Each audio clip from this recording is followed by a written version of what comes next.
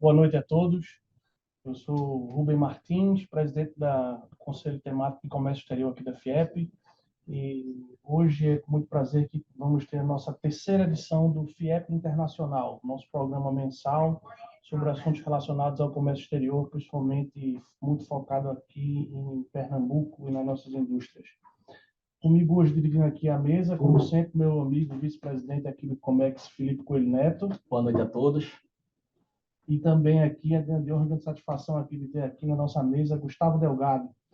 Gustavo é graduado em Administração e Direito, especialista em Comércio Exterior, né? Mestre em Economia, já tem mais de 25 anos de experiência em gestão logística, planejamento de compras e comércio exterior, é professor também da área e instrutor em company de empresas, de grandes empresas como Vitarella, Unilever, Hemobras, e também é consultor nessa área de comércio exterior. Tá certo, Gustavo? Baita currículo, né? O homem tem um currículo aí Comecei cedo. extenso, uma grande experiência na área, é uma grande satisfação tê-lo aqui, Gustavo, e seja bem-vindo à nossa casa. E vamos aprender um pouco com ele, né, Felipe? Vamos aprender a exportar hoje aqui. Vamos embora. Eu agradeço o convite aí. É sempre uma satisfação grande, né? Esse movimento que a gente faz profissional para pensar na área acadêmica é muito movimento de compartilhar aquilo que a gente vai aprendendo ao longo do caminho. Então, ter essa oportunidade de estar aqui também, conversando, compartilhando com o pessoal, né? É sempre bacana, sempre feliz aí. Então, agradeço o convite e estamos à disposição. A ideia hoje é a gente poder falar um pouquinho da parte, né, de como internacionalizar, principalmente com foco na micro e pequena empresa, né? Quem está começando aí, essa vai ser a fala, e é o que eu tenho vindo fazendo, né, nos últimos anos aí na parte de consultoria, esse trabalho. Então, é um trabalho que, eu vou falar um pouco mais na frente, mas é um trabalho de fomento, é um trabalho de formiguinha, um trabalho difícil, né? A gente começa, e aí tem o processo de comércio exterior é necessariamente mais lento. Então, o empresário muitas vezes quer uma entrega muito rápida. Não é assim, né? Não funciona assim. E é isso que a gente vai tratar aí hoje. Beleza. Antes de começar aqui a apresentação, eu gostaria de fazer uma observação para vocês que estão nos assistindo aí. Quem tiver alguma pergunta, pode fazer a pergunta no chat, que no final, após a apresentação de Gustavo, a gente vai tentar responder essas perguntas de vocês, tá bom? Vamos fazendo as perguntas no chat, depois aqui a Cibele manda para a gente aqui no WhatsApp e a gente já lê para vocês na hora aqui, tá certo? Então, pode começar, Cibele. Joia. O que é que eu imaginei aí? Né? Montei aí uma coisa para a gente poder se guiar, na verdade. O que leva? Eu começo sempre porque a primeira conversa com o empresário é por quê? Por que, né, internacionalizar? E por que é que a gente faz isso aqui? Porque a gente não tem a cultura exportadora, a gente não tem a cultura de olhar para fora. Quando a gente compara facilmente com empresas, né, ou com empresários vizinhos, não vamos pensar em Estados Unidos, não, vamos pensar em Europa, não, vizinhos, a gente percebe que em outros países a cultura já faz parte da estratégia. Estou pensando em abrir uma empresa, estou pensando em algum momento internacionalizar. Então, isso já está intrínseco. Eu brinco sempre com alguns casos, e eu gosto sempre de falar casos práticos. Peru, nosso vizinho aí, né?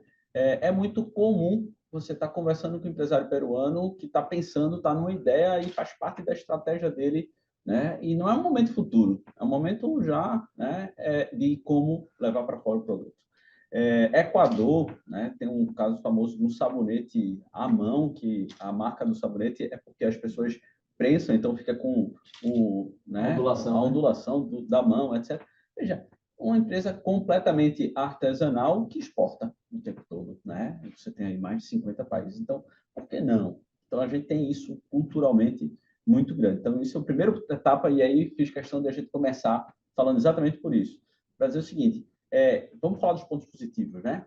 Crescimento de negócio. Quando a gente pensa em exportar o brasileiro, a gente, né, leva a possibilidade de ampliar, né? Vamos crescer esse negócio. Eu estou fazendo os trabalhos de consultoria sempre assim, uma preocupação de que a gente possa promover isso para crescimento. E isso soa bem no ouvido, né? Por outro lado, a gente precisa sempre dizer o seguinte, ó, cuidado para não ser uma aventura. Tem um outro trabalho. A gente precisa mostrar o lado positivo, mas tem um lado preocupante também. Isso não pode ser uma aventura. A gente já teve no passado né? Há muito tempo atrás trabalho nessa área, como vocês disseram, há 25 anos, então há mais de 15 anos a gente teve um movimento de estimular o empresariado a ir para o comércio internacional, joia, mas não era planejado. Então a gente teve um efeito muito ruim, que foi o inverso, de a gente colocar, planejar, jogar para frente, perdão, promover eventuais aventureiros. A gente precisa deixar claro, é uma oportunidade, é um crescimento, mas precisa ser um crescimento planejado, estruturado, né, para se fazer um bom trabalho. O segundo ponto que a gente sempre fala é diversificação do negócio, né? O empresário também busca essa, né, que a gente não pode falar de segurança, porque nunca há, mas poxa, se a gente está passando por uma crise, o Brasil passa por uma crise, você tem outros mercados lá fora.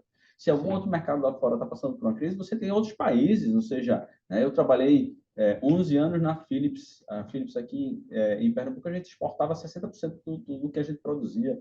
Então, esse número é interessante, porque teve um problema qualquer, uma oportunidade aqui, a gente priorizava mais aqui, Brasil. Teve uma dificuldade aqui, qualquer que seja ela, econômica, financeira, política, a gente jogar para fora. Então, isso do ponto de vista estratégico, importante. Né? É importante, né, Gustavo?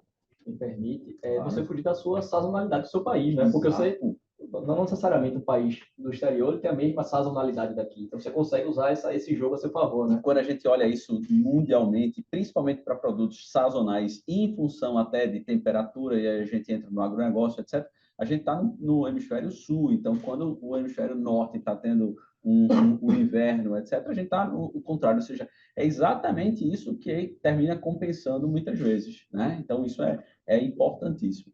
E traz esse olhar de uma certa estabilidade, e eu boto assim, né? Porque não é estabilidade, sim, claro, né? Empresários sabemos que não existe isso, mas é uma diversificação, né? A gente brinca sempre, quem está apoiado em 2 pés, em 3, 4 pés, está melhor apoiado do que quem está com um foco só. Nunca se deve colocar todos os ovos na mesma cesta. Não é isso? Né? Ouvi essa frase hoje de manhã, inclusive. Então, é exatamente por isso. Então, isso seria um segundo grande ponto que a gente traz. Oportunidades, e quando eu falo oportunidades aí, é oportunidade de novos negócios, de novas tecnologias, de novas utilidades, né? A gente aqui tem uma cultura que está usando para um determinado mercado ou para uma determinada necessidade, e de repente a gente percebe que no outro ele tem uma outra visão, tem uma outra cultura, tem uma outra história, e aí está aplicando para o outro, ou seja, a gente começa a poder, né, ter novas oportunidades do mesmo produto, muitas vezes. Então, isso é muito bacana, o que traz, né, um viés de inovação, e não necessariamente tecnologia, mas inovação do uso do produto, da utilidade, do olhar, né?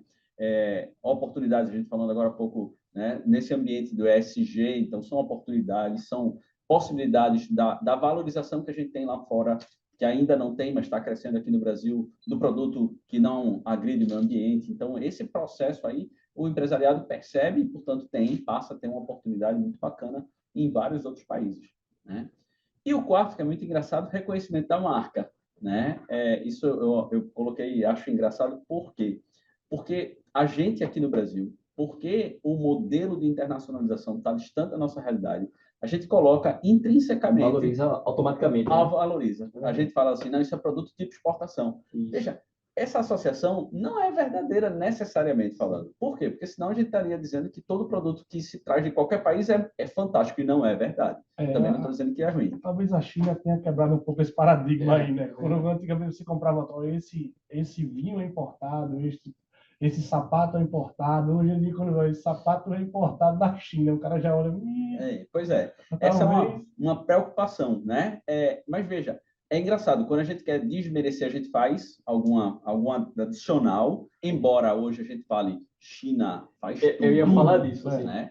Tem produtos bons e ruins, mas assim... China faz iPhone... Isso, exatamente. Eu ia falar do seu iPhone, exatamente agora. Exatamente. Faz iPhone e faz Xing Ling.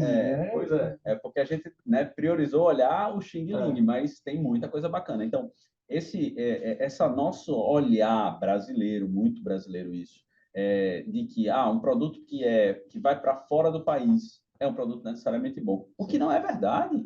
E digo isso até com certo, né, orgulho, né, no bom sentido. Por quê? Para dizer o seguinte, olha, tem muito empresário que faz assim, não, mas o meu produto não é o de linha. Veja, meu amigo, existe um mercado lá fora que é para todos. Ou seja, você precisa apenas entender e focar no seu segmento, na sua estratégia. Se seu produto é um produto B, a gente vai atender vai buscar o mercado B, exato, né? Isso é muito fácil. O chinês entende isso muito fácil. Eu tenho um produto A, eu vou atender o mercado internacional A. Eu tenho um produto B, um produto C, eu vou atender o mercado B e C. Porque ele entende que o mercado mundial também é assim. E culturalmente também, né, Gustavo? Às vezes o que é B aqui, seja A em outro lugar, então você tem que fazer todo esse estudo e prévio, né? depende muito também, às vezes, do que a sua indústria é capaz de fazer, o seu negócio é capaz de fazer. Eu lembro quando a minha família veio toda de indústria de calçados, né? Uhum. Eu lembro que nós tínhamos um amigo no Rio Grande do Sul que ele exportava para a Alemanha. Ele fazia botas de segurança baratíssimas e fazia também as botas da polícia rodoviária de uma determinada cidade da Alemanha, assim, com um produto com muita tecnologia embarcada. Inclusive, vinha insumos da Alemanha para cá, ele especificação, né, tudo. fabricava e mandava de volta para lá esse produto. Ele fazia a montagem dessa bota. Então, assim, ele vendia 100 botas baratas e era o preço de uma bota da polícia rodoviária, sabe? Era assim, uma coisa absurda, assim, a tecnologia embarcada, que tinha Kevlar, tinha fibra de carbono, uma série de coisas ali dentro daquela, e era a mesma fábrica de sapato. Perfeito. Mesma fábrica de sapato. Ele atingia tanto o público A+, sim, né, como um público C dele, que ele vendia as botas dele Perfeito. Isso é exemplo, traz exatamente exemplo de reconhecimento de marca e de oportunidade. Né? Veja que ele estava especialista na bota, mas por essa oportunidade ele embarcou um monte de tecnologia e passou a perceber que o produto dele tinha podia ter uma entrega muito maior. Né? Então, isso é muito bacana. E aí, nesse viés de reconhecimento de marca, é engraçado. Ressalto mais um pouco em relação ao seguinte, quantas vezes, voltando para o viés nosso da micro e pequena empresa, né, quem está começando nessa área, o fato de fazer uma primeira exportação, o fato de colocar lá fora, repercute bem, do ponto de vista, lógico, no novo mercado, mas repercute bem, inclusive, internamente. Exato. Eu tive situações de empresas que participaram de feiras, etc., e o resultado no final do ano foi que ele aumentou o volume de venda dele 35% no Brasil. Ou seja, veja, aquela feira internacional que trouxe um benefício também para o mercado nacional. Por quê? Porque o nosso olhar é muito do comércio internacional, precisa ter uma qualidade, portanto, se essa marca tem qualidade lá para fora, tem qualidade para a gente também, então, puxa vida, vale a pena. Então, são normalmente o que a gente coloca na mesa, né, para que o empresário possa olhar, justamente combatendo o primeiro grande problema, que é tirar essa falta de visão do nosso empresário, independente da região, de olhar para fora. Óbvio que tem algumas regiões que estão mais propensas, são mais abertas, outras menos. Né? Petrolina que eu diga, né? Pois é. Ali né? já mudou, é impressionante. Mudou, o olhar já exatamente. É só exportação praticamente. Exatamente. Então a gente precisa entender um pouquinho isso, mas assim, estou generalizando, esse é muito o que a gente encontra nesse mercado, né? Da necessidade de a gente estimular, de fomentar. E esse é o trabalho que eu realmente faço com muito orgulho. Então, quando me convidaram, eu pensei, porque para mim faz todo sentido a gente poder falar disso hoje. E aí eu começo, né, falando um pouquinho dos desafios. O que a gente precisa deixar claro, né, para quem entende, quem percebe, né, esses 4 pontos anteriores, puxa vida, faz sentido o que o Gustavo falando, existe todo esse olhar, eu não estava olhando até então, vou começar a olhar, mas, por outro lado, a gente precisa alertar alguns pontos. Primeiro, profundamente, né, entender as barreiras culturais. O produto que serve aqui não serve necessariamente lá. O produto que faz sentido aqui, dá as características aqui, não faz necessariamente lá. Então, a gente precisa, e aí precisa ter esse conhecimento, precisa ter essa conversa, precisa procurar especialistas, caminhos, Câmara de Comércio daquele país, né? O consulado, a gente não tem o costume de trazer para a mesa de negociação para ajudar a gente, para a gente entender e, eventualmente, ou seja, e digo isso, inclusive, para culturas que a gente acha que é próxima da gente, que de fato por exemplo, Portugal. Algumas coisas vão ser completamente diferentes. Então, por mais que tenha uma língua, né, a gente esteja relativamente próximo, mas tem muita diferença cultural e a gente precisa entender. Né? E o que é que isso impacta no nosso produto? O frango, acho que é o maior exemplo disso. Né? A maneira do abate do frango interfere. É o mesmo produto, é a mesma carne, é a mesma coisa, mas a maneira como ele foi abatido interfere. Na religião, por Na causa religião, do olhar. Sim, o pessoal da Israel, né? Coxa. Tá? Inclusive, na verdade, até voltando um pouco naquele exemplo de produto, né? Você fala de frango assim, Por exemplo, a patinha, né, que aqui ninguém come, não serve para nada, lá na China é um produto ou iguaria, né? Pé Então, de assim, galinha é o pé da galinha, exatamente. Então, assim, no final das contas, é um exemplo de como aproveitar utilizando mercados de Exato. fora, né? Exato. Né? E entender essa cultura. E estar preparado para isso. Porque, às vezes, o empresário sai aqui, é muito comum, convicto. Olha, eu trabalho nesse segmento há 20 anos, eu conheço. Show. Você conhece Brasil. Não adianta brigar com a cultura de fora, né? Isso. Não adianta. E aí, às vezes, ele chega para mim e fala assim, mas, Gustavo, isso aqui não rola, não funciona. Eu conheço meu produto.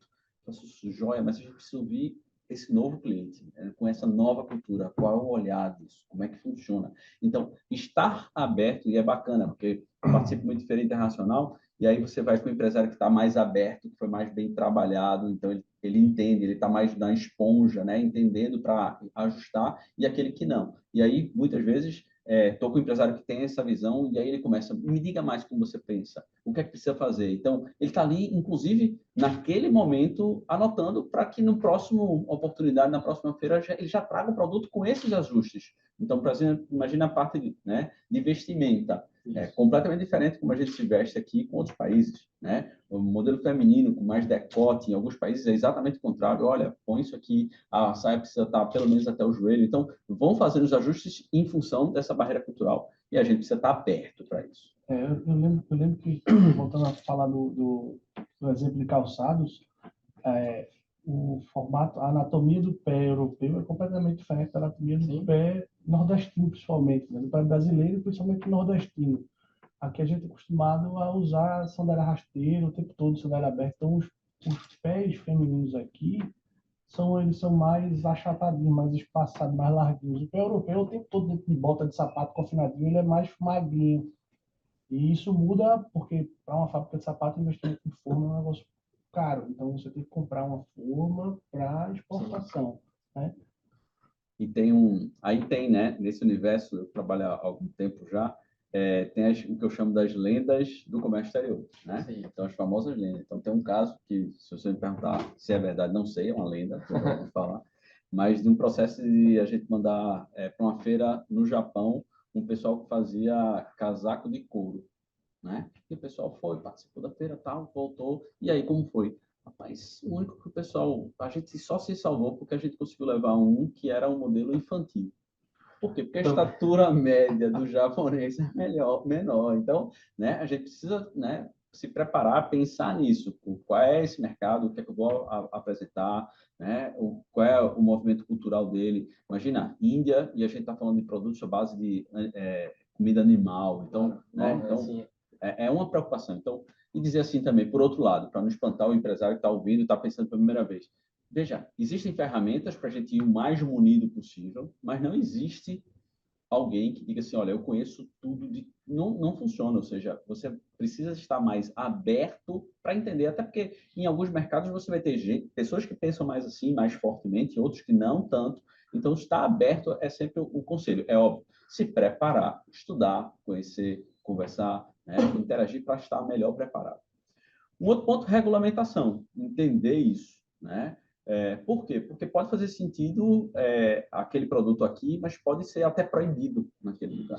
Então, a gente precisa entender quais são as regras que funcionam, as proibições, as cotas, as regras, inclusive, né, de autorização de uso, né, etiqueta, o que é que eu preciso constar, quais são as informações. Então, todo esse trabalho aí é importante, é um trabalho mais técnico, mas existe a figura, né, que a gente chama do broker, do despachante aduaneiro, é o cara que vai ajudar muito isso. O pessoal de trading companies, em geral, já conhecem bem. Então, é sempre bom, né, para ter uma preocupação, olhar e entender como é que é o comportamento, a aceitação desse meu produto lá, tecnicamente falando. Né? O que é que eu preciso ajustar tecnicamente para a gente poder entrar com esse produto lá.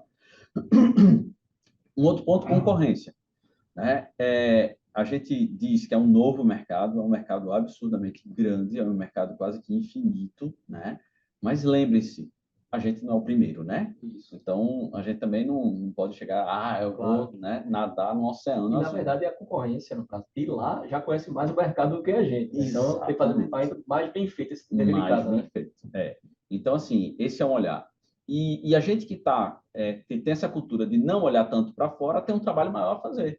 né? Então, é muito fácil, é muito comum a gente começar a perceber um novo mercado, querer entrar e perceber claramente que tem vários outros países que já estão trabalhando lá e há algum tempo. O que não desmerece o nosso produto brasileiro, é apenas mais um olhar, uma competição, um preparo que a gente precisa fazer, porque a concorrência também é grande. O mercado é grande, mas a concorrência também é grande, porque ela também sabe que o mercado é grande. Então, né? Que eu bato muito na tecla, adaptação. Né? Eu não estou dizendo que todo produto vai ter que ter uma adaptação, não estou dizendo, mas é preciso que a gente esteja preparado para a possibilidade de o ajuste eventual. Tem uma indústria famosa aqui que uma das situações foi eles exportaram a primeira vez de higiene. E aí eles exportaram a primeira vez para os Estados Unidos e tiveram dificuldade. O produto não foi bem aceito. Puxa vida, mas é um produto de muita qualidade aqui. E aí, entendendo, estudando, simplesmente porque esse sabonete lá não fazia espuma. E a nossa sensação de limpeza é fazer espuma, o que não necessariamente, tecnicamente, é. Né? E aí eles entenderam, por que no Brasil faz espuma e aqui não faz? Né? E o consumidor não tem essa referência, não sabe que no Brasil faz, então a percepção do consumidor americano é: esse sabonete é estranho, faz espuma, não limpa. Era água. Era água, exatamente. Então eles entenderam, puxa vida, a água, a dureza da água, se eu não me engano, é diferente. Então eu preciso fazer quimicamente um produto diferente para que ele agora, nesta água, possa fazer a reação mesma que a gente tem no Brasil e tem essa, né, essa sensação de limpeza. Então, são adaptações dessa mais técnica, mas eventualmente adaptação cultural, adaptação porque gosta, adaptação porque tem uma religião, tem uma cor, né? Um símbolo que para mim não pode não significar nada, mas para aquele país significa muito. Então, a gente precisa estar aberto a isso aí, e isso é fundamental. Faz parte desse processo, quando a gente apresenta o processo de internacionalização, é saber se o empresário tem a possibilidade de adaptar, ele entende que se precisar, dá para fazer, ou ele quer fazer. Por quê? Porque, por outro lado, o empresário vai dizer para mim assim: Gustavo, eu há 30 anos, isso aqui é a empresa do meu pai, eu sei trabalhar, eu faço desse jeito, o produto que dá certo é esse, etc. Joia. Mas se a gente não fizer a bota um pouco diferente, não vai ter essa bota na Alemanha. E eu acho que também tem que se preocupar muito também com essa questão cultural, inclusive nas negociações, nas tratativas, né, Gustavo? Sim. Eu lembro do exemplo do amigo meu lá do Espírito Santo, que ele trabalha numa grande empresa e estava fazendo, lá no Espírito Santo, estava fazendo umas parcerias com, eles subiam, conversar com o chinês, com o coreano é completamente diferente. Ele disse, o chinês ele vem com um contrato que é um calhamaço aqui, você tem que ler e você perde muito tempo com o jurídico, analisando e tal. O coreano ele fala, quem é que está perdendo muito tempo com esse jurídico aqui? A gente não já acertou, a gente não apertou a mão. Palavrou, né? Está palavrado? Isso. Eu não vou falar com você, você vai falar comigo? Não, a gente está perdendo tempo com isso. Vamos fazer negócio logo. Então, a diferença dos dois... E também na tolerância, né, Rubem? Porque, querendo ou não, a depender da cultura, né, Gustavo, pode me corrigir se estiver errado, mas, assim, o brasileiro, ele é mais tolerante com atraso em prazos e tudo mais. Talvez o alemão não seja, o americano. Então, você tem que realmente... Assim, o combinado não é o caro, né? Lá, talvez, eles sejam mais rigorosos com isso. Extremamente, extremamente. São exemplos reais e corriqueiros. A gente vive o tempo todo ouvindo isso. Uma vez eu estava... A visão geral, o brasileiro é benquisto, né? É um país que o povo é benquisto em geral, lá fora. É um país tido, né, amigo, então é muito comum isso. O nosso produto é benquisto, ou seja, não é um produto associado a baixa qualidade. Não é. Então, isso são princípios, prerrogativas positivas para a gente. Mas uma vez eu estava, depois de meia hora de negociação, o cara interessou pelo produto numa feira, né? Muita conversa, tal. E aí, lá para 30 minutos depois, ele me pergunta, mas você é de onde mesmo? Eu, do Brasil. Ele, eita, não faço negócio com o Brasil. Primeira vez na minha vida que eu escutei isso. Puxa vida, foi que houve. Eu fui entender, mas ele fez, não, porque vocês são muito burocráticos. Para isso chegar lá, vai ter tanto problema que eu já tive essa experiência e não faço negócio.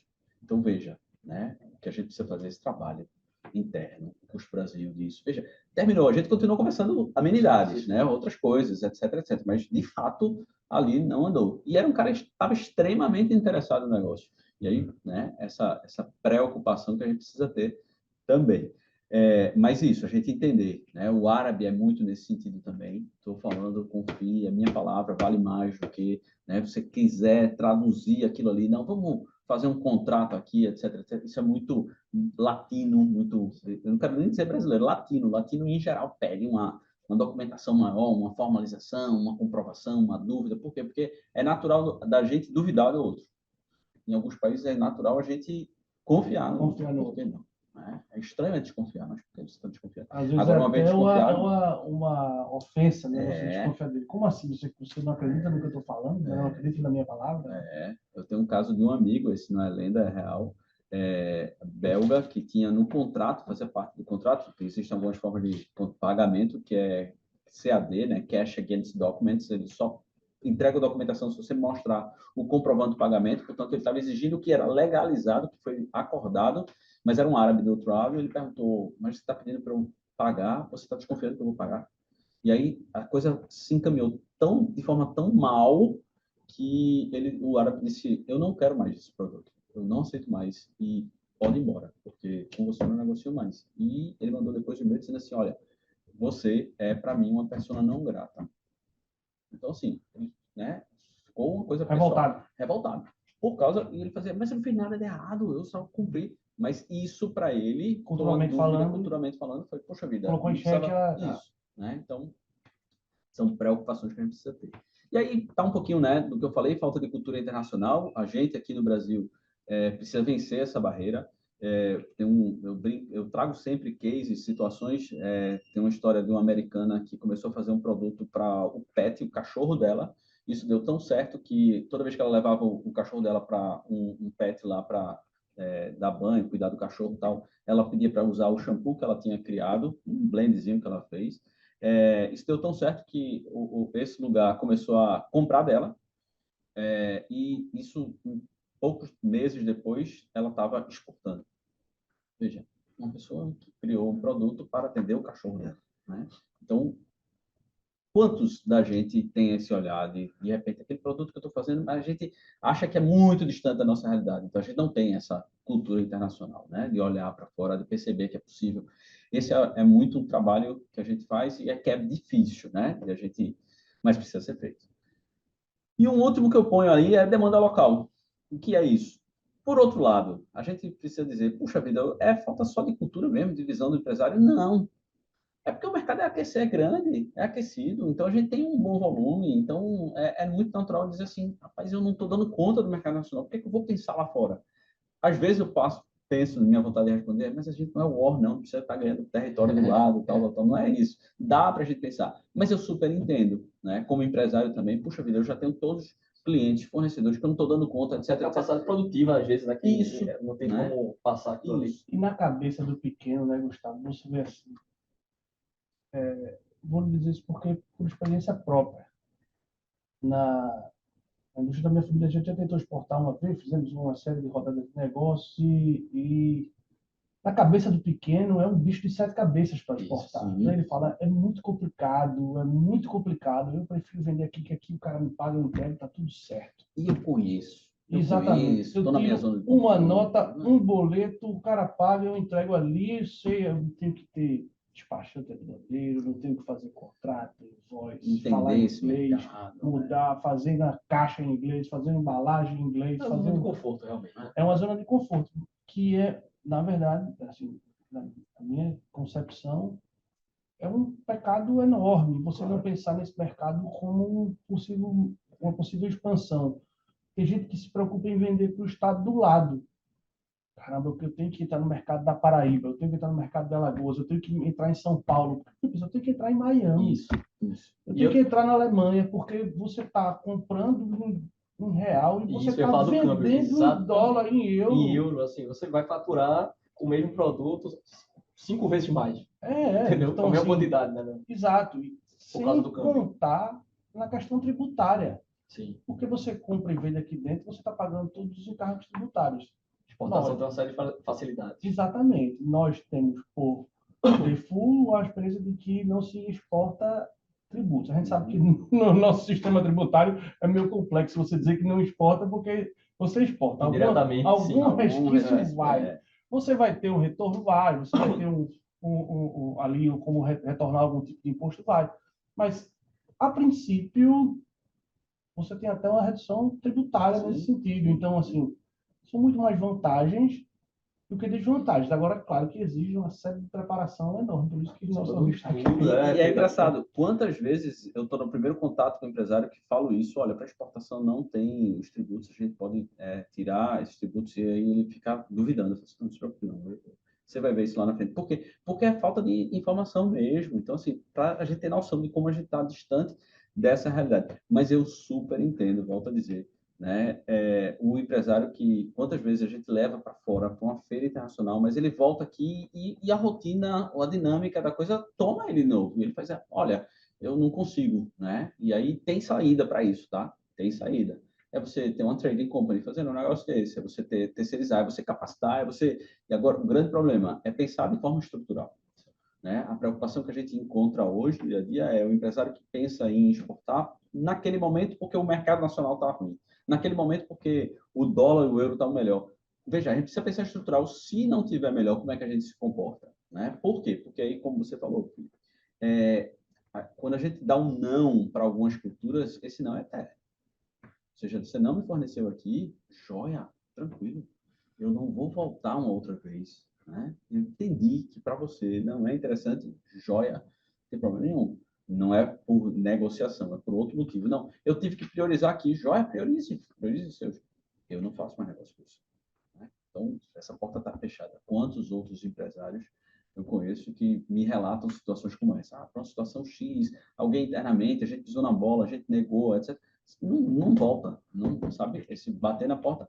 Por quê? Porque o trabalho que ele tem de desenvolver um fornecedor internacional, etc., etc., de repente, uma necessidade, ele bater na sua porta, você negou, ele vai fazer todo o trabalho para outro e vai manter essa parceria. Porque aí tem o viés cultural da parceria. Eu vou dizer uma experiência própria aqui, eu entendo perfeitamente os dois lados, inclusive quando você, assim, isso que eu estava falando, a gente tem que não depositar todos os ovos na mesma cesta, isso também vale para quem exporta. Lembro que nesses projetos que a gente estava fazendo de tentativa de exportação, uma russa entrou em contato comigo nessa rodada de negócio lá em Natal até, só que ela queria um volume muito alto, ela queria exatamente 100% da produção. Aí não tem como, né? Aí realmente... E a gente nunca tinha exportado. Eu falei, olha, no máximo 30% da minha produção. Aí ela disse, não, não quero. Ou eu quero tudo, ou eu não quero nada. Então, eu estou tentando ficar com nada. Porque eu nunca tinha exportado, foi realmente muito temeroso. Era um negócio interessantíssimo, mas para quem nunca exportou, você botar aí, sei lá, e passar 3, 4, 5 meses de produção, 100% de produção, você quebra, né? Você não vai dar um calote. Até porque é um sim para um e um não para vários outros. E esses outros eu também tenho parceria, ou seja, peraí, né? Então, tem situações que, sem dúvida, não é porque vamos exportar a todo custo. Não vamos. Isso é viável exportar, né? Isso, claro. né? Quantas vezes a gente faz o trabalho de analisar e faz, olha, isso não é viável, esse mercado, ou esse produto não funciona, não tem. A gente teve recentemente, eu e o Felipe, lá em Petrolina, a gente estava conversando com o pessoal da cooperativa lá de exportação principalmente de uva e manga, e eles falaram que, exatamente o que você falou, não, você acordou comigo que você ia me entregar X caixas, se você não me entregar, beleza, você não vai me entregar, eu vou comprar de outro, mas me esqueça como comprador. Cumpra o que você prometeu comigo, me esqueça como comprador. Então, eles são bem... Sim. Inclusive, lá, as punições referentes, isso vem como cascata, como é uma cooperativa, né? Então, eles são bem rigorosos nesse sentido. Bom, você não dá para ficar com a gente porque você não está cumprindo e a gente está levando rebordosa em cima disso. Então, a questão de qualidade, né? Eu lembro que até me chamou a atenção, até a crocância da uva, a depender da crocância da uva, se você morde, ela vai para um país ou para o outro, porque tal país eles direcionam, porque precisa de uma uva mais madura, outras mais doce, mais ácida, mais crocante. Uma série, foi bem interessante essa visita realmente, para entender essas nuances do exportador. Eventualmente a gente não tem nem esse né? Esse paladar todo. Né? Rapaz, eu nunca nem tinha percebido. Verdade. Mas funciona. Aí o cara que é especialista, né? Entra nessa coisa. Vamos lá?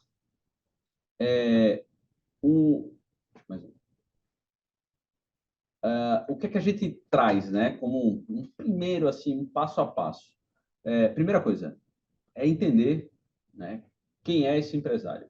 Que empresa é, como é o produto. Isso é fundamental. Principalmente para a gente estar pensando ou fazendo um trabalho, por exemplo, meu trabalho de consultoria. Eu chego na empresa, a primeira coisa que eu preciso fazer é quem é a empresa?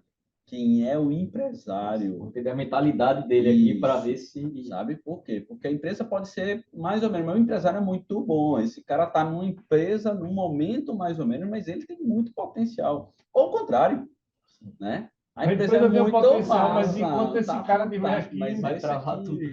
entendeu? Então, essa dinâmica aqui é importantíssima para a gente entender, né? Então, eu faço sempre uma pergunta muito aberta. Olha, me fala aí um pouquinho, qual é a tua expectativa, o que é que você já fez, o que é que você não fez, como é que está a tua empresa, o que é que você vê, onde é que você quer chegar, qual é o teu sonho, como é que tá, para ver, para entender quem é, né?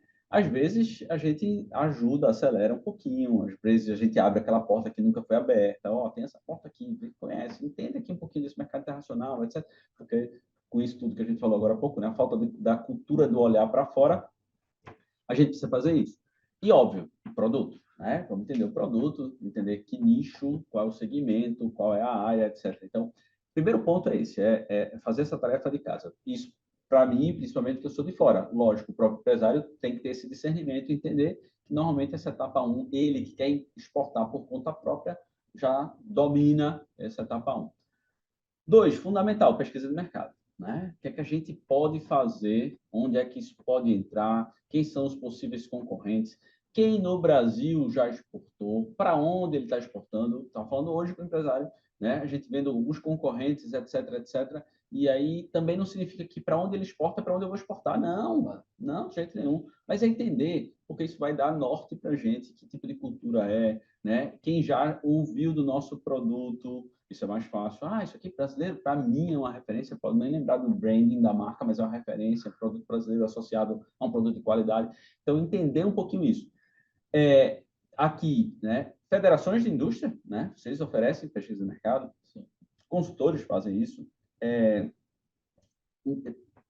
Câmaras de comércio, né, fazem isso, ou seja, é importantíssimo. Essa etapa aí é fundamental para a gente se situar. 3, definir canal de venda, né? Não adianta a gente dar nenhum outro passo, 4, 5, se a gente não perceber esse item 3. O produto pode ser muito bacana. A gente, na pesquisa de mercado, identificou qual é o possível mercado-alvo. Estamos abertos para isso, estamos começando a direcionar, mas o próximo passo é, e esse canal de venda? Como é que a gente vai estabelecer? Né? Tá com um site, e aí, naturalmente, a gente fala português, precisa ter essa, né, investimento a mais, né? O inglês e o espanhol é o mínimo. Mínimo, não é isso que eu ia falar, o mínimo, né? Porque depende do país que você for. Isso. Não é o mínimo. Mas tendo eles já há uma informação antecipada de, esse pessoal está preocupado, né? Eu não preciso ter em todas as línguas, mas, poxa, tem essas duas, esse cara está interessado, tem um viés. E um outro que é engraçado é um catálogo, e eu chamo isso de catálogo não necessariamente físico. Às vezes a gente tem um site ou um Instagram que funciona, mas tem muito mais para propaganda, não para venda. Qual a diferença? Eu brinco com o empresário e falo, não, mas a gente consegue, até porque eu não coloco muita coisa em português, Gustavo, então, ou ainda, eu vou começar a fazer postagem em inglês. Não é isso que eu estou falando, não é isso. Eu preciso que tenha um site em que a pessoa possa olhar, dizer, pô, gostei desse, vou querer 3 daquele, 3 daquele. Ou seja, um site que possa ele depois ligar para mim, mandar um e-mail para mim ou para o empresário, né, mandar um WhatsApp identificando o que é que ele gostou. Sim. Não dá para ele ficar assim, entra aí, dá 3 cliques à direita, não funciona. Isso não tem comunicação. Então, é definir, por exemplo, código, cada postagem tem um produto, nesse produto... Coloca a referência. Qual é a referência? Isso. Nesse catálogo, né? Tem que ter do que é feito. Do que é portfólio, na verdade, portfólio, entendeu? Descrições técnicas, né? Pronto. Como é que você vai comprar essa camisa técnica, de algodão, de poliéster, né? Facilita para o seu comprador, no final das contas, né? Você tem que facilitar. Então, é preciso isso. É diferente ter um site bilíngue, é uma coisa. Uma outra coisa é ter um site funcional, com esse olhar. Inglês e espanhol, se ele não tiver as informações. E às vezes até um site muito lindo, muito bacana. Eu visitei semana passada um empresário que tinha um investimento forte no marketing, pelo que eu vi, e quem era que estava administrando o site dele, bacana. Mas veja, não é um site que a partir daquilo ali eu consigo criar pedido. É outro mundo, é outro universo, né? Um outro que foi engraçado. Ele é propaganda, mas ele não é uma ferramenta de venda. De venda. É diferente. Se colocar no lugar do comprador. Se eu fosse comprar aqui, como é que eu faria, né? Uma outra empresa no ano passado que um produto muito bacana, tinha toda uma história por trás, muito, muito, muito bacana o produto. Mas era produto único, exclusivo. Eu fiz, olha, mas eu preciso. Ela fez, não, mas eu não tenho um site porque é produto único. Se eu botar no site, eu não necessariamente existe. Eu fiz, veja, mas como é que eu vendo uma ideia? Não posso vender uma ideia. Eu preciso vender alguma coisa. Eu estou com ele em mãos. Porque o comércio internacional, como é que eu vou estar de mão em mão? Vou virar um caixeiro viajante, né? Para ir, né? Não funciona. A internet ajuda muito nisso. Mas eu preciso materializar de alguma forma. Você pode até deixar claro, olha, é produto único, exclusivo, etc. E tenha como referência. Mas é preciso ter essa informação. É preciso, né, ter uma linha, ter um segmento, ter um olhar. Então, esse é um outro ponto que é fundamental. Um próximo que é a parte de adequação, né? Adaptação e adequação do produto ou serviço. Nesse sentido, entendendo qual é o nosso produto, entendendo qual é o mercado, pensando, né, como eu consigo traduzir isso numa venda, que adaptação eu vou precisar fazer? Né? A adaptação que a gente já comentou aqui. Já ir com essa mentalidade, né, Gustavo? Porque, assim, já preparar o empresário que, olha, talvez você tenha que mudar, né? Não adianta você brigar com o seu consumidor, né? Tava essa semana falando com um empresário que, veja, moda praia. Moda praia brasileira é muito bem quisto no mundo todo, né? Digo duas, moda praia brasileira e colombiana, né? Muito bem quisto. Aí, joia. Aí a gente faz uma pré-suposição de que, mas lá fora o pessoal quer uma coisa mais recatada, né? E aí tem uma preocupação disso, que não é verdade.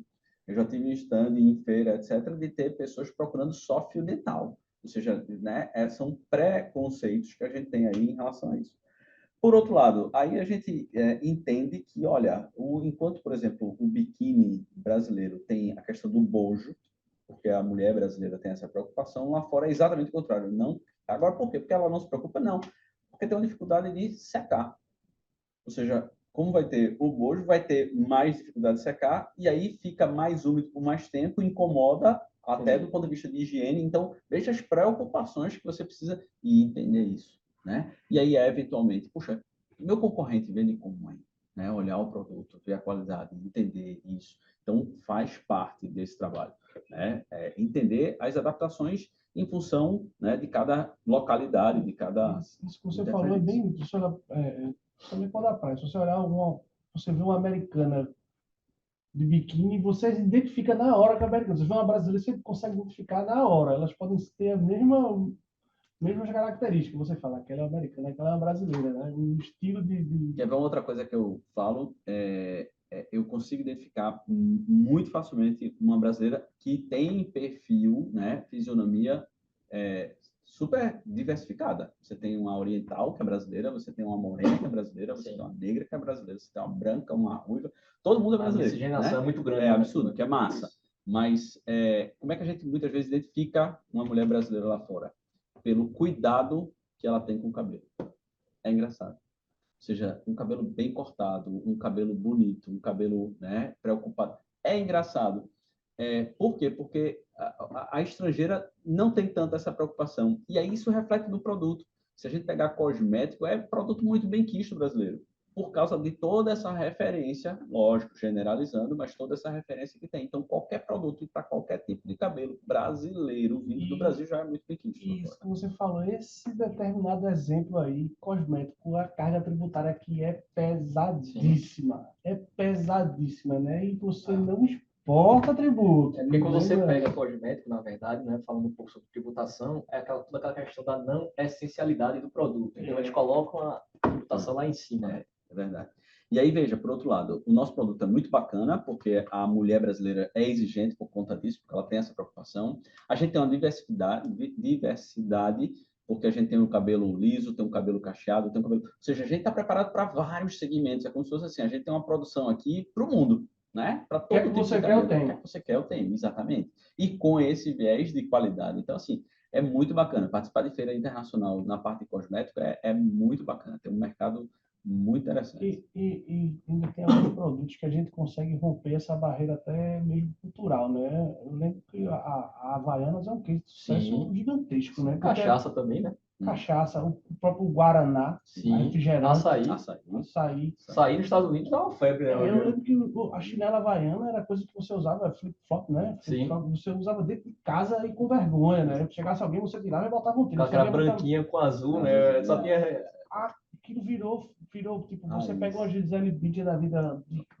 de roupa, de marca, de grife, de chinela havaiana, todo mundo quer usar. Neymar, todo mundo. Todo mundo usa havaiana hoje, lá nos Estados Unidos é caríssimo. Fantástico presente, né? Vai viajar, leve aí, vai dar de presente, o pessoal vai amar, não tenha dúvida. Não, se tiver a bandeirinha do Brasil, aí é que é a legítima, né? Como chama, né? Eu lembro também que teve isso que você falou que o Brasil é muito bem quisto. Teve uma vez aqui na FIEP, que a FIEP é uma rodada de negócios com uma compradora de Cuba. E eu achei interessante que ela falou assim, eu perguntei para ela assim, cara, o que é que vocês estão querendo comprar? Estava no preço da minha família, que era a empresa de calçados. O que é que vocês querem comprar? Ela disse, em Cuba não produzimos nada, nós queremos comprar tudo. O que é que você tem para me vender?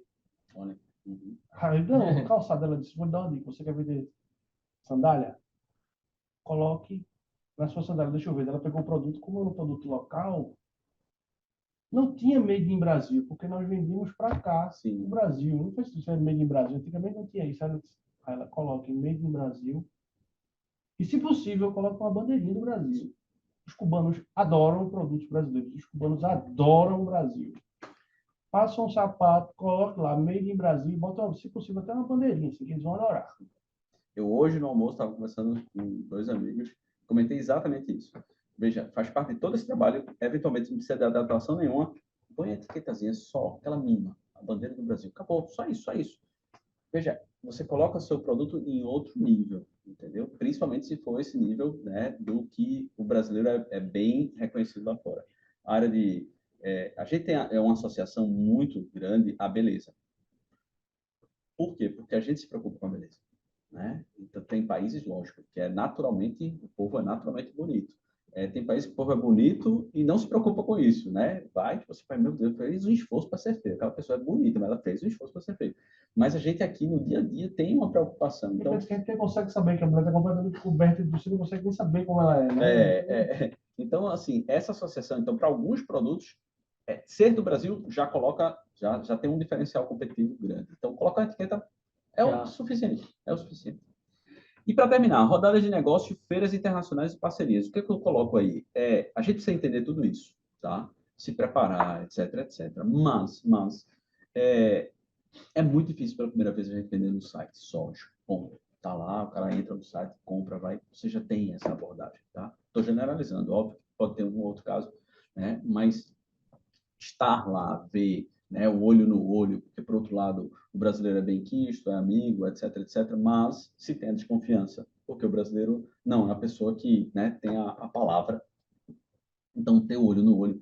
E aí eu digo, né, procurar a rodada de negócio, as federações de indústrias fazem, você tem a Apex, que faz esse tipo de trabalho, tem as associações por cada segmento que promovem isso, participar de feira internacional, né, sempre, eu digo, não é o primeiro momento, mas é um momento que precisa participar antes de, né? Você vai ter uma imersão, você vai olhar para aquele país, você vai entender como é que funciona, qual é o olhar do estrangeiro sobre o teu produto, e aí, em vez de você estar em cada país, você está numa feira internacional que todo mundo está lá. E você com uma amostra, que todo mundo, você já tem um feedback ali na hora, né? De muita gente ao mesmo tempo. Automático. Então, faz parte. E parcerias locais, ou seja, pensar quem é que pode ser lá meu parceiro, quem é que pode lá me representar, quem é que pode lá, isso são, né, do ponto de vista prático aí, objetivo, para o pessoal, né, são caminhos muito trilhados, né, e a gente defende isso aí como experiência. Gustavo, a gente está falando aqui principalmente de micro e pequenas empresas, né, então, muitas vezes, se deixa de vender, como eu disse, aquela mulher que queria me comprar, aquela russa que queria me comprar, ela queria toda a minha produção. E naquela época, eu realmente não conhecia e fiquei desconfiado, mas depois, com muito tempo, eu pensei, poxa, eu deveria, na verdade, ter feito diferente. Eu não tinha capacidade de fazer o 100%, eu deveria ter me juntado com 2 ou 3. Isso. Entendeu? Aí vem a gente viu lá em Petrolina, exatamente, né? A importância do associativismo, né? De você, dentro do seu segmento, dentro do seu setor, dentro do seu segmento ali, calçadista e tal, me juntar com 2, 3 fabricantes que eu conheço e que têm a capacidade de de fazer da mesma maneira, com o mesmo processo, com a mesma qualidade, o mesmo produto, e vamos fazer junto. Porque um concorrente local não necessariamente vai ser seu concorrente lá fora, pode ser seu aliado. Né? Isso aconteceu aqui em Pernambuco. É foda, um caso muito mórbido, mas aconteceu. Exportaram-se bolsas, saco para fechar morto. Aguardado sacos cadavéricos, né? Sim. Um amigo meu ganhou essa licitação aí, essa venda para, acho que era Espanha, e ele não tem capacidade de fazer. Eles juntam mais 2, 3 e fizeram, sei lá, vendeu 200 mil sacos cadavéricos. E ele não tem condição de fazer, ele conseguiu se sustentar um pouco aí na pandemia vendendo saco para morto. Pois é, veja, esse é um outro ponto. Aí a nossa cultura não é tão... A gente não está tão aberto para isso. O pessoal petróleo não conseguiu desenvolver. A gente tem principalmente pernambucano, né? Pois é. Nossa balança comercial. O nosso pernambucano é a nossa latinha de caranguejo, né? Quando não está saindo, o outro vai lá e... Mas estamos aqui tentando mudar isso, né, Rubens? Pelo menos aqui, nosso papel. É importante. E veja que tem saída, né? Petróleo não conseguiu. Ou seja, por que não? Por que não? Todo mundo pensa nisso. E ela só nisso. Conseguiu por causa disso, né? Quando se juntou e... Veja, é um case de sucesso. A gente tem aqui as cooperativas no sul do país. Sul, sudeste tem muito mais essa cultura. A gente tem muito menos, né? Eu lembro que eu tenho um livro que é Consórcio de Exportação. Ou seja, exatamente isso, que é um olhar do sucesso do italiano. No país, tem as companhias de exportação que chamam. E vem da cultura italiana. Na Itália, a quantidade de pequena empresa que exporta é muito absurda. O tamanho da Itália, né? Porque eles se juntam, um sozinho não consegue, eles se juntam. Então, eles têm um movimento associativista muito importante, muito bacana, que é cultural. E aí o Sul pegou isso, a gente não pegou tanto. Uma pergunta que eu anotei aqui para fazer com você, justamente, cultura exportadora, RS versus PE. A minha família parte para a gaúcha, e lá eles têm muitas... Depois teve muita crise calçadista, mas até por conta da interferência dos calçados que são vendidos de fora para cá, mas essa cultura era impressionante. Ateliês assim, que eram menores do que essa sala que a gente está hoje, e o cara exportava. Eles juntavam com 10, 20, eles chamavam as companhias de exportação, se juntavam e vendiam sapatos de extrema qualidade, entendeu? Sapato de exportação que vendia no quadrado dali da Milão, e aí vai. Então, e o que não faz sentido, né, Rubens? Se a gente for pensar, né, Gustavo? Na nossa proximidade geográfica com a Europa é muito maior do que o Sul, então era para a gente estar dando luz na frente. Né? O que dizem, infelizmente, é que na associação pernambucana, muitas vezes, a gente acordou, nós três, mas aí eu estou fazendo a minha parte, você está fazendo a sua, você está fazendo a sua. Eu entrego a minha e fico, não, mas eu acho que o Felipe está fazendo alguma coisa mais do que eu. E aí a gente começa a achar que o outro está ganhando mais. É impressionante. É o que veja, essa não é a minha experiência, mais uma lenda, né? Mas é o que se fala aí, infelizmente. Mas a gente precisa mudar, né? Claro. E a gente acredita que essas gerações aí mais novas vão nos ajudar nesse processo. E é como você está falando aí, exatamente isso que acontece com o pernambucano. A única maneira de quebrar isso é se você tiver uma terceira pessoa ali gerindo esse negócio. É uma cooperativa, é um sindicato, entendeu? Que estabelece um CEO, alguma coisa ali para gerir. Projeto de transparência. Uma cooperativa de lá, Felipe. A cooperativa lá tem a cooperativa totalmente profissional, tem o presidente da cooperativa e acabou-se, entendeu? A sua cota é tanto, a sua cota é tanto, a sua cota é tanto. Acabou. E não fez ter uma punição, ou vai sair. Exatamente. Sim, não, acabou. É regra. Não deveria ter tanto problema. Isso serve tanto para vender quanto para comprar. Também. Sim. Para você ter uma ideia como é a cultura do pernambucano. Lembro que aqui eu tentei fazer uma central de compras. Perfeito. Empresas de calçados, de segmentos completamente diferentes. Uma empresa de calçado feminino, outra empresa de sapato de segurança e outra empresa que fazia sapato de bebê. E o cara não queria dizer quem é que ele comprava cola. Todos os três compravam a mesma cola. Todos os três faziam sapatos completamente diferentes que não disputavam mercado. E ele disse, não, mas eu não quero dizer que é uma fornecedora. Meu amigo, a gente pode se juntar e comprar cola melhor e mais barato. Não quero. Tem que ter uma mudança realmente. Né? A quebra de cultura, essa quebra de paradigma é fundamental. Fundamental. É isso. Vamos lá. Seguindo, né? O que é que a gente tem como estratégia, tá, gente? Tem várias. Eu estou aqui trazendo aqui mais corriqueira, né, que acontece, e que eu acredito que termina sendo mais prático, né? É usar a trading. O que é uma trading company, né? É uma empresa que é comercial, exportadora e importadora, ou seja, ela não produz nada, ela apenas faz comércio. Então, ela tem gente que é especialista nisso. Então, meu amigo, você não tem uma segunda língua, você não quer se preocupar com isso, você não quer estudar isso, você não quer entender. Não tem problema nenhum, tem quem já tem isso. Então, contratar, vamos usar os caras, né? Desde o começo, para tirar o radar Isso, até a parte final, né? Um outro representante, é buscar gente fora que possa representar você. Não quero entrar aqui nem em franquia, tal, que Talvez só um distribuidor já basta, isso, né? Alguém que esteja lá, que a pessoa tenha um contato, com uma conexão, que entenda, que possa dizer como é que está o mercado, como é que não está, né? Ó, vai faltar, vai. Ou seja, ter pessoas que possam representar você e sua marca lá fora, isso é importante. Qualquer que seja o contrato que você tenha com ele, né? E aí tem vários tipos de contrato, de distribuição, de representação, de franquia, de seja. Networking, eu ponho aí, mas é muito real, né? O processo de entrada muitas vezes se dá, quem está de fora da empresa, puxa, por que que o cara escolheu Porto Rico? Estava hoje com um empresário que a gente vê no concorrente, Porto Rico. Porto Rico. Veja, se a gente for buscar, de repente é porque tem um amigo. Ou seja, o networking funciona, minha gente. O networking de fora, de no caso. fora. Isso. Veja, o networking funciona, então a escolha do mercado vai se prioritariamente, lógico, eu preciso ter pesquisa de mercado que dê subsídio para dizer que faz sentido naquele lugar. Mas às vezes a escolha, por que esse primeiro? Porque aqui eu tenho um amigo, porque aqui eu tenho um parente. Porque aqui... Tem uma fonte, uma ponte, né? um porto seguro ali que pode isso. me ajudar, que vai abrir caminho. Existe na teoria isso, teoria de internacionalização de empresas. Uma delas é exatamente esse, networking. Quantas grandes empresas, quantas grandes empresas fizeram tal e tal movimento em função de quem? Quando você vai lá no fundo, porque o irmão dele foi morar lá, porque a tia está lá, porque é isso, né? Parece que não é profissional, mas na prática isso aí, né? Faz na prática. Agora vamos para esse ponto aí que eu estou bem curioso para saber o que é o mercado da saudade. Isso é bacana. E um outro que influencia é esse olhar o mercado da saudade. O que é isso? Não necessariamente amigo, mas brasileiros que têm o interesse de estar lá e têm saudade desse produto. Quero comer pão de queijo lá em Miami. Eu quero comer bolo de bolo. Eu quero comer goiabada. Goiabada. Quero tomar pitu e quero usar Havaiana.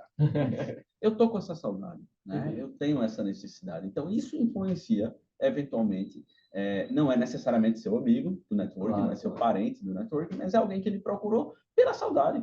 Mas vocês aí, quando eu vou no Brasil, eu compro de vocês, como é que eu faço para comprar aqui, lá na Polônia, na Alemanha? E aí o cara, estou recebendo um pedido de um cara que ele tem volume, e rapaz, eu preciso de volume. Não, eu desenrolo para você. Eu consigo gente aqui.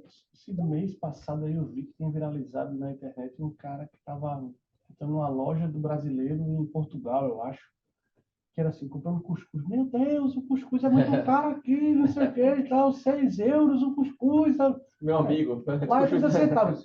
Meu amigo, veja só, você tem que entender que são primeiro. Existe um trâmite enorme para chegar o cuscuz aí, né? Sim. E é óbvio que ele está ganhando em cima da oportunidade. Não tem cuscuz nesse lugar nenhum em Portugal, né? Você está comprando aí, você está pagando essa exclusividade também. Você quer comer cuscuz? Está com saudade do cuscuz de mamãe?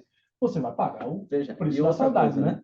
Provavelmente, se ele comprar, ele vai fazer em casa. E, eventualmente, ele vai até se emocionar. Sim. Ele vai pagar, cara, ele vai comprar depois. Ele não vai comprar todo dia, mas uma vez por mês ele vai comprar. E ele vai se emocionar, lembrando, etc, etc. Eu pergunto, a gente está aqui com o cuscuz na porta todo dia. Quem aqui se emociona? Por mais que eu goste, eu amo. Eu também, com certeza. Veja, é o valor do momento, da oportunidade, da distância, e, da saudade. Nem é tanto tempo. Se você vai nos Estados Unidos, aquele Camila lá é lotado. O cara passa 5 dias nos Estados Unidos e fala assim, eu quero comer feijão, velho. E há quanto tempo, né? Isso? Porque, veja, eu tinha 15 anos lá atrás, eu fui, já tinha Camila, já era sucesso e tal. Não, é lotado. E, tipo, o pessoal passa 5 dias e fica com saudade do feijão. 5 dias. Mesmo que você está aqui há 5 dias, você já quer comer Camila, vai pagar caríssimo, né? É isso. Então, assim, são, né, 4 estratégias aí muito comum, muito corriqueira, que a gente ressalta. Aspectos importantes. Equipe interna, quando eu digo equipe interna, não necessariamente aumentar a equipe por conta disso, mas preparar a equipe para isso, né? Ter esse olhar. Então, quando a gente entra numa empresa ou faz esse trabalho, eu não estou falando só com o empresário, mas eu preciso falar com a equipe, a gente precisa preparar essa estrutura, porque se depender dele, já é o risco. né? Quando esse empresário estiver ocupado, ele vai estar ocupado, quem não está. Alguém vai ter que né? falar inglês, vai poder Pois cliente, com quem ando, então faz parte desse, e faz parte do olhar do empresário se preocupar com isso. Caramba, isso é massa, eu entendo, eu quero começar, porque eu quero dominar isso aqui, mas quem é que está do meu lado? Porque isso aqui eu vou precisar passar para alguém, porque isso vai crescer. Então, como é que a gente faz? Então, ressalto, equipe interna, contratos internacionais. Então, como é que tá? Se precisa, se não precisa, né? Quais são os termos? Aí entra um viés mais técnico, né? Mas é importante, a gente precisa lembrar isso. Tem vários casos que nem contrato tem, que é uma pré-ocupação. Tem outros que tem muito e tem muito problema, porque é muito, né? Detalhe, burocrático demais e a coisa termina não funcionando. Então, é preciso ter esse olhar, é uma preocupação, eu trago aí como um ponto. Estudo tributário, por outro lado, né? A gente sabe da exportação que não tem, mas e quais são os outros benefícios que eu posso ter, né? Mais ainda, eu não tenho na minha exportação e ele tem na importação dele, porque não adianta eu não ter, mas ele tem um absurdo, isso pode inviabilizar. vai impactar o custo, né? Dele, independente, sim. Não é minha venda, mas é a compra dele. Ele está comprando mais caro em outro país, de repente, e aí a gente descobre, se a gente tiver lá um certificado de origem, a gente tem um acordo tributário com o Brasil, com tal país, então, né, é esse olhar, não olhar só tributário nacional, mas também lá fora. E aí, né, é uma outra área. Fazendo só uma observação nesse ponto que você falou aí, Gustavo, a gente teve recentemente conversando a respeito de oportunidade de negócio em Portugal. Foi o nosso último evento internacional. E o nosso convidado ele falou uma coisa que deixou assim, eu acho incrível, que é assim, o sistema tributário deles é muito simples. Sim. Então, assim, você realmente, você está o IVA, né? Você sabe qual é o seu custo e você sabe qual é o seu imposto. Você não tem surpresas. Se você sabe quanto é que realmente custa, você sabe exatamente quanto você custa e quanto você está pagando de imposto. Sim. Então, não existe surpresa. Eu mandei achando que era isso e recebi outro imposto, veio um imposto em cima do imposto. Não existe surpresas nisso, né? Então, esse é um grande problema nosso. Aí, independente se essa reforma tributária vai, né, ter esse efeito que se quer, se não vai ter, não quero entrar nesse mérito, mas a simplificação já ajuda bastante. Já. Porque a gente não sabe sequer como recolher, né? É isso, claro, que é o problema, né? E aí, veja, isso, se a gente não sabe, como é que a gente explica? Isso. Né? Que é pior ainda. Não importação, rapaz, eu vou ter que pagar isso. Para explicar para o estrangeiro, esqueça quantas vezes o cara olhou para mim e fez assim: Gustavo, veja, eu confio no que você está dizendo, mas eu não entendi nada. Né? Ou seja, deve funcionar, Gustavo. Eu acho que não deve funcionar nada. Se tivesse toda essa bronca que você está me explicando aí no Brasil, acho que não sei como é que você consegue importar, mas se você trabalha aí há tanto tempo e a coisa funciona, eu vou acreditar em você, eu não entendi nada. É muito difícil isso, é muito difícil. Né? Fora um viés que eu não coloquei aí, mas você me fez lembrar, é da inconstância.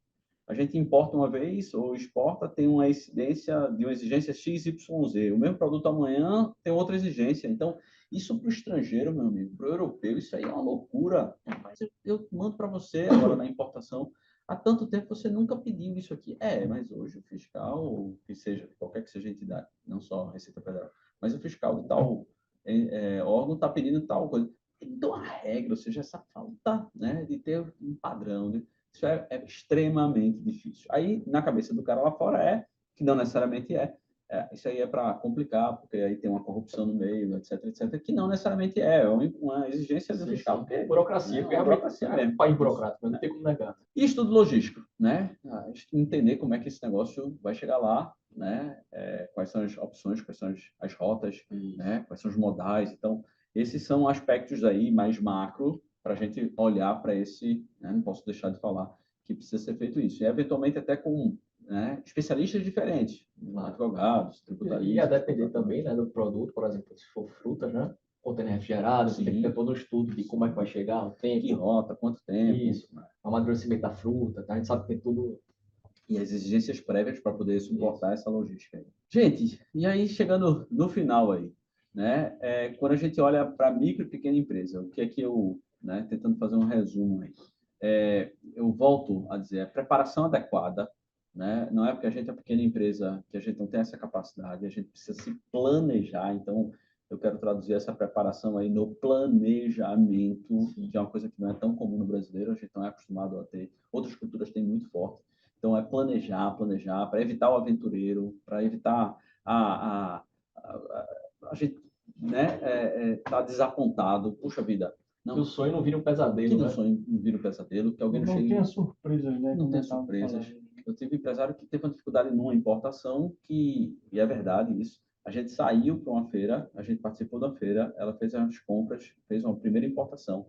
A gente precisava juntar, realmente era uma logística diferente, vinha de 17 lugares diferentes, a gente juntava tudo em Portugal para trazer para cá.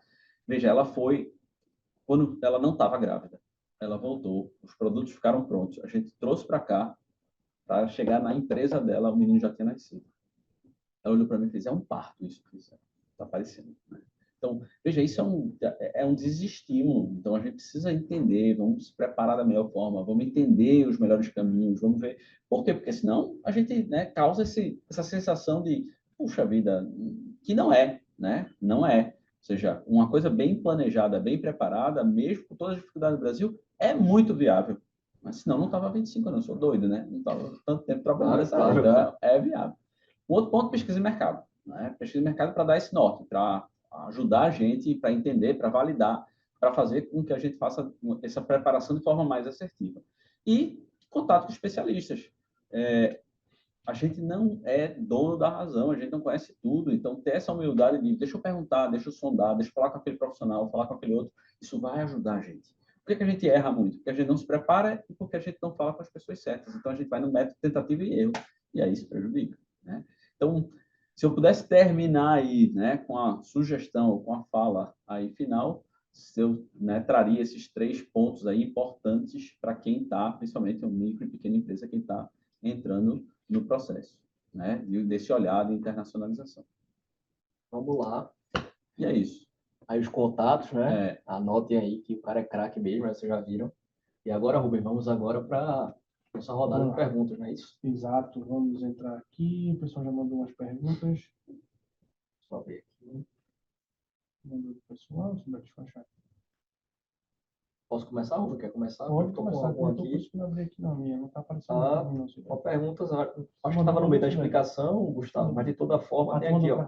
Tá com o Filipinho as perguntas, então tá. Certo. Então, tem caminho próximo. Então, a primeira pergunta aqui seria, qual o primeiro passo para quem deseja exportar?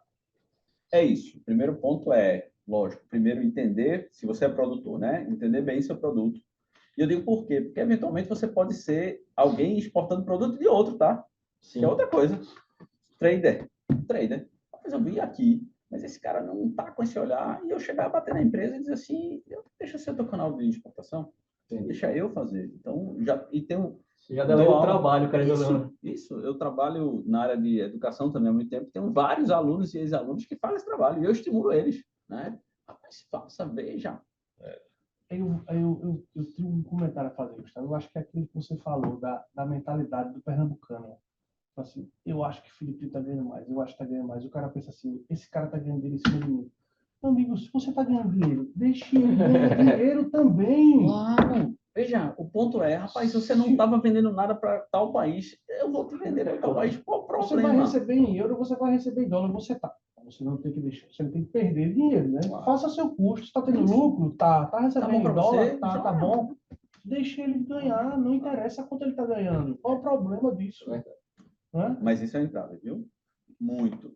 Quantas empresas eu já abordei, porque eu conheço a empresa, sei que tem um produto bom, vejo o mercado lá fora, rapaz, eu participo de feira, eu vejo assim, rapaz, o cara está aqui do outro lado do mundo vendendo água mineral.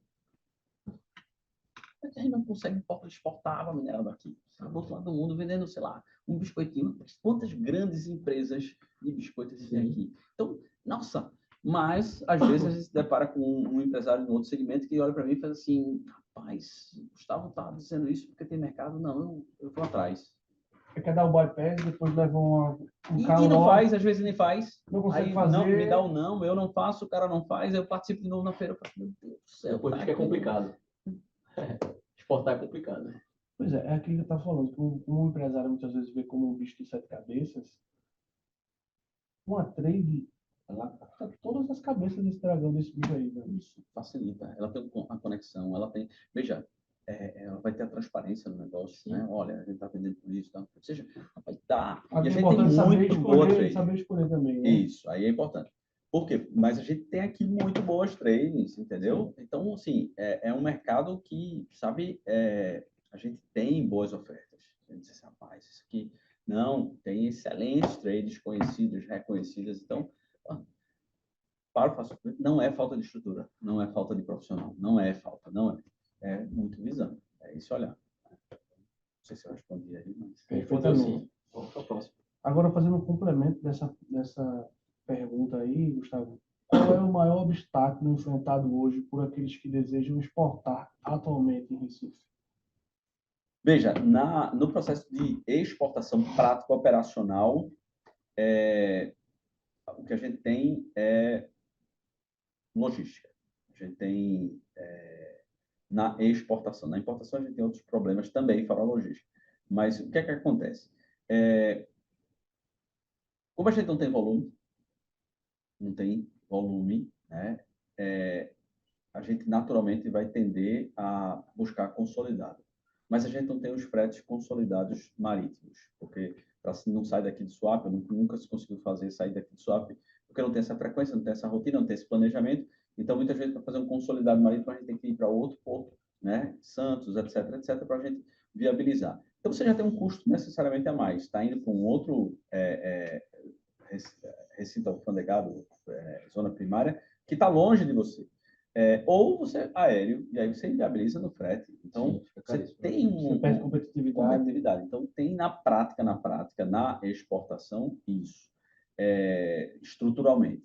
Do ponto de vista não estrutural, do ponto de vista estrutural, estratégico, aí é a questão da visão, né? É de colocar, de apresentar, de abrir a porta e dizer, ó, tem mercado para todo mundo. Que a gente lá chama a atenção, as cooperativas lá de Petrolina estão mandando por P100. Isso. E não manda por Suape. A questão da tarifação aqui de Suape está muito do monopólio, caro. digamos, entre aspas, né, de Suape, que atrapalha muito, né? E encarece tudo e inviabiliza. Então, assim, estrutura logística, né? É uma ferrovia aí que está se discutindo tanto, ter volume, planejamento, né?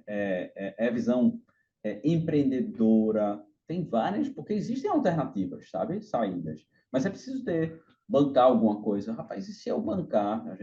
Quantas vezes já ouvi isso na mesa de discussão?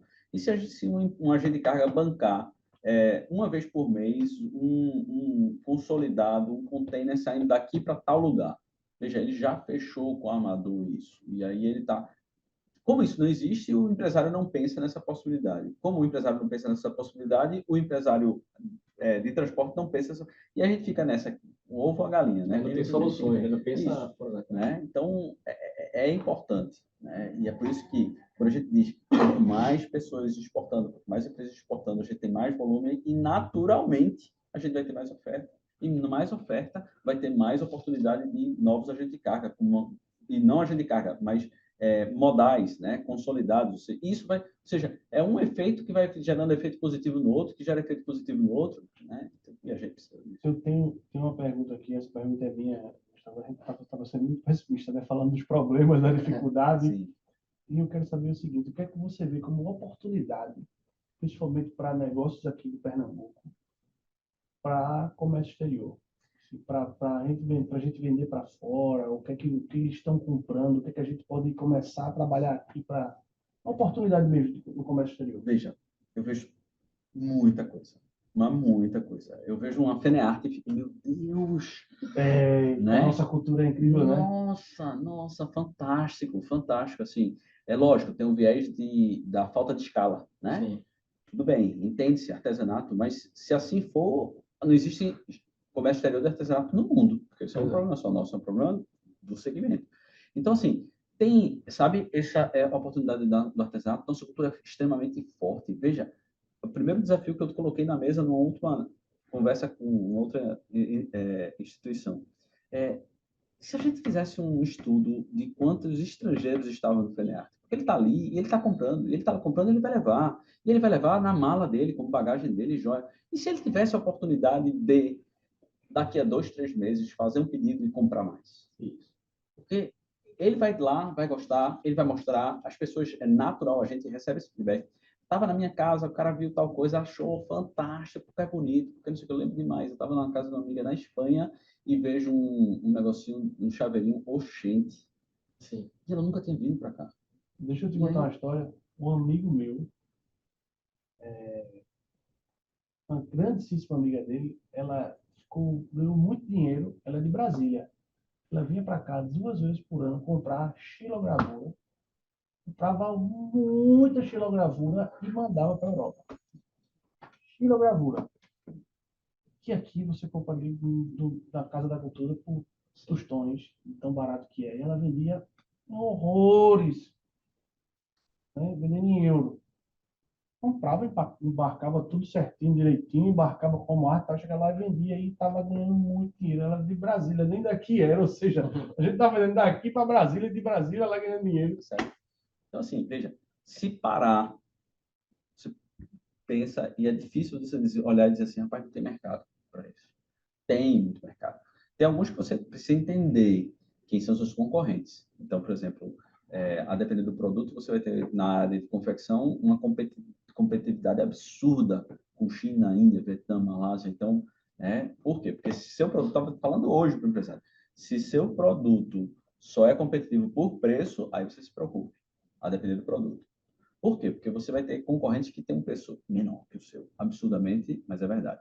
Mas se você tem um outro diferencial, que é um olhar, vou dar um exemplo para vocês. É muito comum você viajando, ver um produto, roupa peruana, você identifica, sem precisar ter a bandeira peruana. Por quê? Porque eles conseguiram criar uma identidade nos traços e nas cores peruanas. Você identifica. Você tem um traço inca ali, que você é peruano, né? E a gente não tem isso. Por quê? Porque a gente tem uma diversificação muito grande. Entendo. Talvez um peruano, um japonês, né? Tem alguma coisa nesse sentido. Isso. Então a gente não tem, porque a gente tem entendo. Mas tem muita coisa bacana. Então, se a gente conseguir diferenciar na qualidade, na marca Brasil, etc., faz. Talvez a resposta seja: eu preciso pensar o que é que não seria. Quando te fiz essa pergunta, eu estava pensando que você ia falar muito da questão ambiental, muito de ESG, Sim, e quanto a gente tem aqui sim. produtos que já são, a gente já está trabalhando isso e que na Europa está carente Sem dúvida. demais, né? Veja, essa parte da preocupação social, ambiental é fundamental. Participo de feira que a pessoa entra no meu stand perguntando assim: o que é que você tem aqui de orgânico? O que é que você tem aqui de reciclado? O que é que você tem aqui que não agride o meio ambiente? O que você não tiver, nem me fale, eu não quero saber.